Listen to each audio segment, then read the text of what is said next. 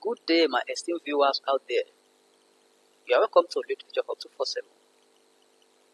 This video is about a non-African prose titled Path of Lucas, subtitled The Journey He Endured, written by Susanne Bellefeuille. This is chapter 3 of Path of Lucas. Earlier on this platform, we discussed the plot summary as well as chapters 1 and 2 of this novel. So if you need a link to the previous videos, you can make your request to the comment section and it will be sent to you. In the last chapter, we discussed how Lucas met Isabelle. Let's now see what happens here. 3 weeks after Lucas' encounter with Isabelle, he has not seen her. He reflects on their interactions when they met.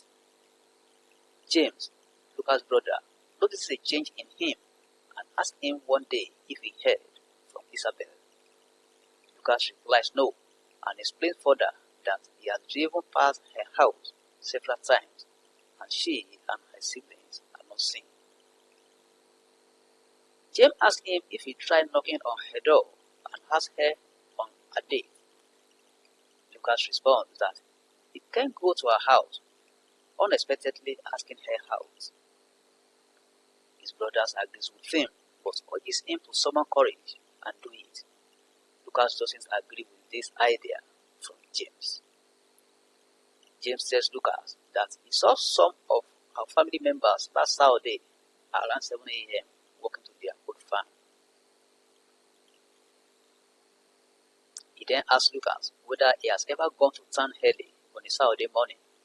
Lucas replied that he's always with their father in the barn at that time.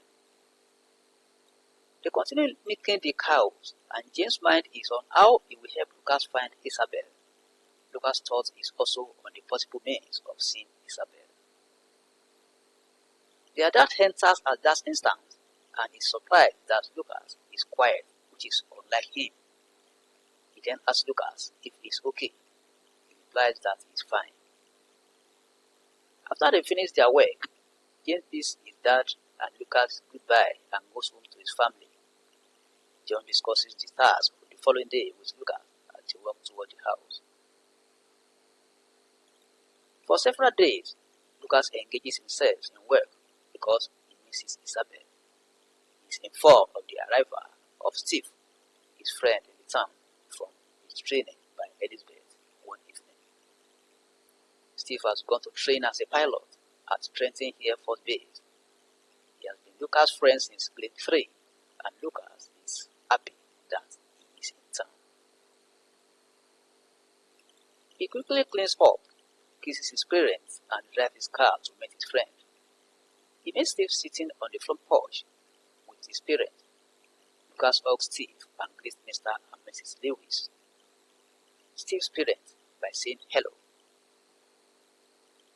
Steve tells Lucas that he will get his pilot license the following week and doesn't know where he will be stationed yet. He says the Air Force will notify him in the next week or so. Mrs. Lewis sits by Adol, her husband, weeping as he hears Steve discussing his job with Lucas. Adol comforts her, but also fears for Steve's safety because of the nature of that job. That's why they are entertaining fear. However, there is no war to fight now, unlike Uncle Tom, who fought in the World War II and gave his life for his country. The Lewis rarely talk about this, so Steve has never told Lucas about it. Steve's parents pray for the safety of their beloved boy as he enlists in the army. Steve changes the subject of their discussion because of the feelings of Lucas and his parents. He says he loves Lucas' car and asks him where he got it from. Lucas replies that he bought it from Mr. Gordon and James helped him fix the engine. Steve asks to be taken out in the car and Lucas obliged. They bid Steve's parents good night and jump into the car. Steve suggests they go to Alexandria Hotel, where he took his first beer. They are happy when they remember old memories. Lucas parks the car in the parking lot of the hotel They walk toward the bar greeting the people. Steve orders the beers while Lucas finds a table for them. They settle down for their beers and Steve starts the conversation. He tells Lucas about his training in the Air Force. He appreciates Lucas for being there for him through his trials and errors when he was a teenager. He also tells Lucas how he feels while flying, the freedom he feels in the air. He asks Lucas about his dream. The latter replied that he still hopes to become a mechanic, but not yet, because he has to help his dad and brother. Steve encourages him that he will one day become one. Lucas changes the subject by telling Steve about Isabelle. He tells him that she's a French girl and lives close to his house. He narrates how he gave her and her sister a ride home one day. He adds that she's 16 years old, a year younger than him. He responds to Steve's question that he has not seen her since they met, but James said he saw her family members going to the farm one Saturday morning. Steve advises him to go for a ride early Saturday morning. Lucas says he's always with his dad that period, making cows. As they continue taking their beer, Chris, the mayor's son, who is known to be a spoiled child, accosts Steve. No one dares stand up to him and his dad that always bails him out of trouble. Chris is described as a pretty criminal who has many cars, wears fashionable clothes, and has many girls. Chris asks Steve why he's in town and refers to him as a loser. Steve responds annoys Chris and tries to cause trouble. Lucas intervenes and tells Chris to go to his table. Chris goes back to his friends while Lucas and Steve take their beers, ordering for more. Chris glares at Steve and feels threatened by Steve's arrogance. Chris, who is intoxicated, stands up and moves towards Steve. He makes some uncomplimentary statement about Steve and the latter tells him to watch his mouth. Chris then asks Lucas why he lowers himself to Steve's level, that he is a good-for-nothing deathbag, quote-unquote. That's from Chris to Steve. He throws a blow at Steve, which cuts his upper lip. Steve, who is enraged, gets up and throws a punch back at him, and Chris falls to the floor. Steve jumps on him and angrily continues punching him. The crowd cheers. The crowd cheers Steve on and becomes uncontrollable by Lucas. Lucas holds his shirt collar, lifts him, and pushes him back. He stops him before he kills Chris. Chris rolls, groaning on the ground while Steve backs off. Lucas tells Steve to leave him and that he isn't worth it. People there cheer Steve for dealing with the town bully. They think he has learned his lessons and will be respectful to the folks in town. So, Chris is known in the town as a bully. Steve says that Chris needs someone to deal with him after all the years he has been hiding behind his father's title. Lucas also supports Steve's assertion and says he's proud of him. He adds that after many years of being pushed around, he puts Chris where he belongs by dealing with him. They leave the bar and head to Steve's house in the car. Steve tells Lucas that he's likely to be posted far from that area and will make his way overseas. He advises him to bear it as it is hard for him also. He says he feels proud serving his country and following in the footsteps of Uncle Tom. Steve pauses and looks sad when he mentions Uncle Tom. He adds that he loves the Air Force and understands that it comes with a price, since he will be away from his friends and family for so long.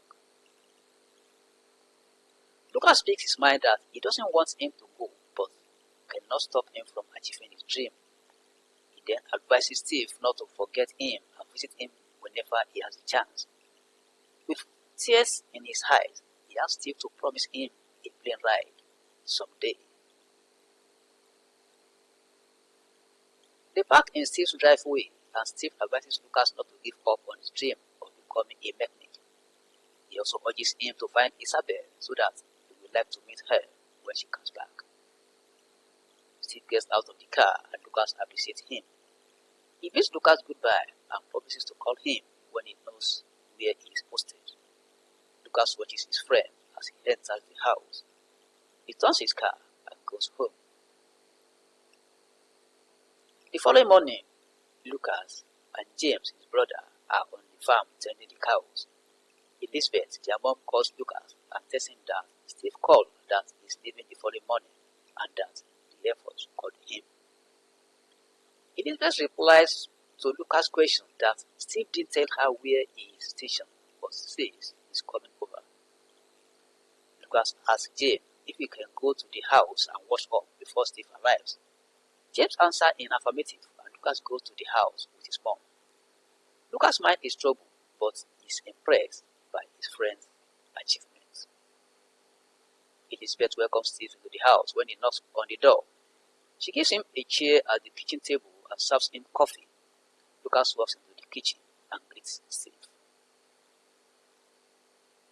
Steve thanks Mrs. Clarkson Elizabeth for the food.